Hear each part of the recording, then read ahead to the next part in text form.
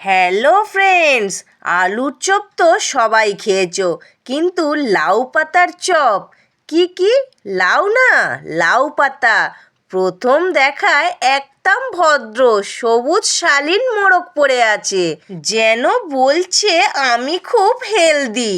কিন্তু ভেতরে ঢুকলেই আসল কাণ্ড। নরম গরম আলুর চপ মশলা দিয়ে এমনভাবে বানানো যে এক কামড়েই সব ডায়েট প্ল্যান উধাও। দেখতে সাধু, খেতে একেবারে দুষ্টু। এই চপটা একদম 2 নম্বরই। চা বসানোর আগেই দুটো শেষ, আর খেতে খেতে মনে হবে আর একটা না নিলে অন্যায় হয়ে যাবে। লাউ পাতা দেখে ভয় পেও না, ভেতরে কিন্তু লুকিয়ে আছে গরম গরম আলুর চপ। চলো বানানো শুরু করি। লাউ পাতা দিয়ে আলুর চপটা বানানোর আগে আমি এখানে ব্যাটারটা তৈরি করে নেব। এখানে আমি বেশ কিছুটা মটর ডালকে ভিজিয়ে রেখেছিলাম, সেটাকে বেটে নিয়েছি। তাতে দিয়ে দিলাম পরিমাণ মতো নুন আর হলুদ গুঁড়ো, দিয়ে ভালো করে ওটাকে ফেটিয়ে নিলাম। তারপর দিয়ে দিলাম 2 চামচের মতো বেসন, দিয়ে বেশ কিছুক্ষণ ধরে ফেটিয়ে নেব। ডালের সাথে বেসনটাকে সুন্দর করে মিশিয়ে নিতে হবে। বেসনটা যাতে কোনো রকমভাবে ডেলা ডেলা হয়ে না থাকে, সেটাকে দেখে ভালো করে ব্যাটারটা ফাটিয়ে ফাটিয়ে সুন্দর করে তৈরি করে নিতে হবে। ব্যাটারটা যখন সুন্দরভাবে তৈরি হয়ে গেল, আমি এখানে দিয়ে দিলাম বেশ কিছুটা কালো জিরে আর অল্প একটুখানি চালের গুঁড়ি, দিয়ে ভালো করে ব্যাটারটা তৈরি করে রেখে দিলাম চাপা দিয়ে। এখানে আমি লাউ পাতাগুলোকে কেটে ধুয়ে নিয়ে চলে এসেছি। একদম ডগার কাছে কচি কচি যে লাউ পাতাগুলো হবে, সেই কচি কচি লাউ পাতাগুলোকে কিন্তু নিতে হবে। যারা কোনো দিন লাউ পাতা খেতে চাও না, আমি গ্যারেন্টি দিয়ে বলছি, এইভাবে যদি লাউ পাতা দিয়ে আলুর চপ বানাও, আবারও বানিয়ে খেতে মন চাইবে। এখানে আমি চপ বানানোর জন্য বেশ কিছুটা ছোট ছোট করে পেঁয়াজ কেটে নিয়েছি, ধনিয়া পাতা, কাঁচা লঙ্কা, আদা আর রসুন। আদা রসুনটা কুচিয়েও নিতে পারো, আমি এখানে গ্রেটারে গ্রেট করে নিয়েছি। একটু দানা দানা থাকলে মুখে পড়লে ভালো লাগবে। আর এখানে একটা বড় সাইজের সিদ্ধ আলুকে গ্রেটার দিয়ে আস্তে আস্তে করে গ্রেট করে নিয়েছি, যাতে না কোনো আলুর শক্ত ভাবটা পড়ে। এবার যে পেঁয়াজ ধনিয়া পাতা কেটে রেখেছিলাম, তাতে আমি গ্রেট করা আলুগুলোকে নিয়ে নিলাম।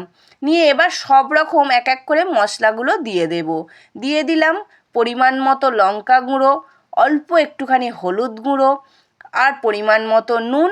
আর এখানে আমি শুকনো খোলায় লঙ্কা আর জিরেকে ভেজে গুঁড়িয়ে রেখেছিলাম, সেইটা দিয়ে দিলাম 1/2 চামচের মতো। আর অল্প করে বিট লবণ দিয়ে দিলাম। বিট লবণটা কিন্তু অবশ্যই দিতে হবে, বিট লবণই আনবে এই আলু মাখার একটা টেস্ট। এটা শুধু চপ নয়, এটা মন ভরা হাসি, মুখ ভরা স্বাদ, আর শেষে আঙুল চেটে নেওয়ার ফুল প্যাকেজ। আলুটাই হচ্ছে কিন্তু মেন মশলা। যাতে আলুটা সুন্দরভাবে মাখানো হয়, একটু ধৈর্য ধরে মন দিয়ে সুন্দরভাবে আস্তে আস্তে করে মাখিয়ে নিতে হবে।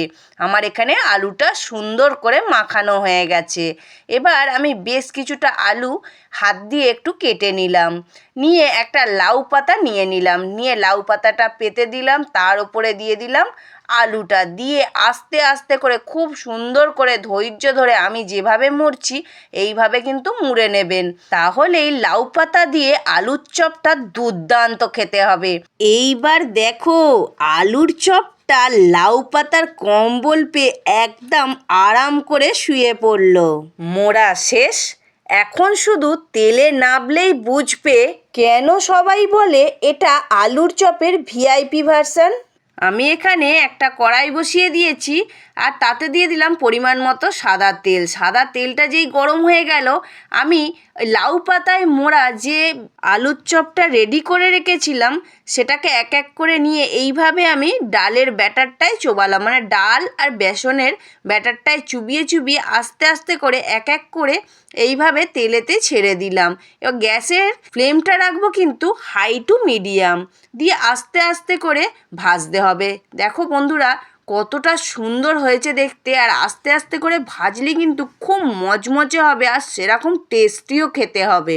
চলো বন্ধুরা, আমি তোমাদের একটা লাউ পাতা দিয়ে আলুর চপটা ভেঙে দেখাই কতটা সুন্দর হয়েছে দেখতে, আর খেতেও সেরম অপূর্ব হয়েছে। আমার বাড়িতে প্রত্যেকে যে যে খেয়েছে বলেছে অপূর্ব খেতে হয়েছে। তোমরাও চটজলদি বানিয়ে ফেলো। আজকের মতো এইটুকুই। লাউ পাতা কিন্তু শেষ, আলুর চপের লোভ কিন্তু এখনো চলছে। আবারও দেখা হবে আর একটা মজার রেসিপি নিয়ে। আর রেসিপিটা যদি ভালো লেগে থাকে অবশ্যই সাবস্ক্রাইব করুন স্বাদের খোঁজে উইথ বান্টি চ্যানেলটিকে।